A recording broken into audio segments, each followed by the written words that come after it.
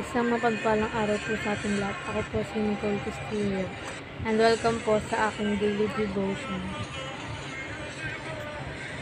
So, ang topic po natin ngayon is immutability. So, the immutability of God means that He never changes. His nature, His promises, His will, and His character are the same yesterday, today, and forever.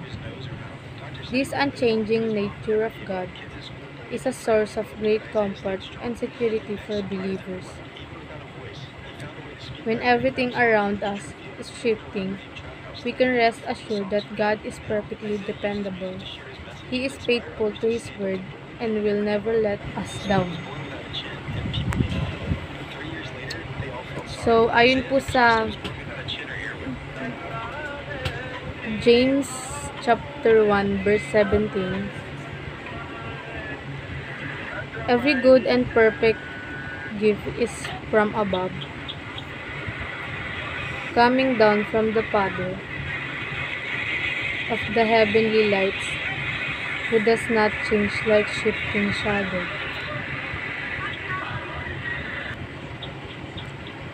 So, para naman po sa ating katuruan, sinasabi po dito na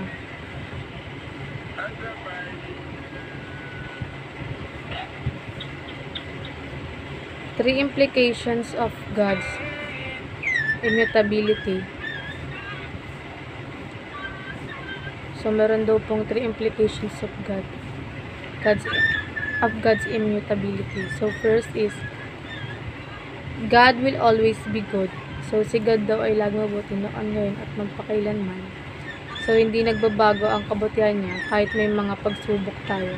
Hindi ibig sabihin na timigil na siya sa pagiging mabuti. It's part of His nature.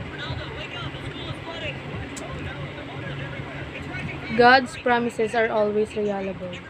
So, maasahan natin ang mga pangako ng Diyos dahil hindi siya nagbabago.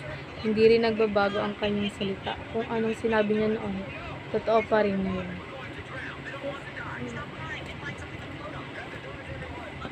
So, next po is,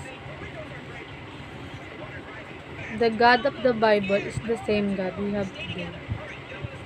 So, ang Diyos na binabasa natin sa Bible ay siya pa rin Diyos na kasama natin ngayon. So, hindi siya nagbabago. Parehong makapangyarihan, mapagmahal at matapat.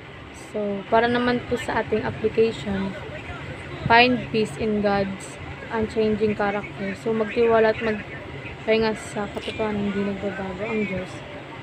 Sa mundo na laging may pagbabago, si God ang matibay na sandigan natin. So, next is, rely on God's word and His promises. Kapit lang sa mga pangako ng Diyos kahit hindi natin maintindihan ang sitwasyon natin.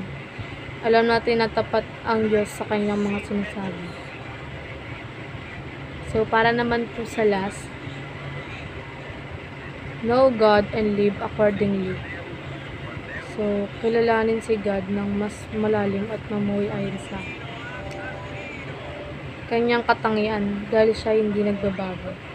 Dapat natin siyang sundin ng may katapatan araw-araw. And ayun lang po, maraming salamat.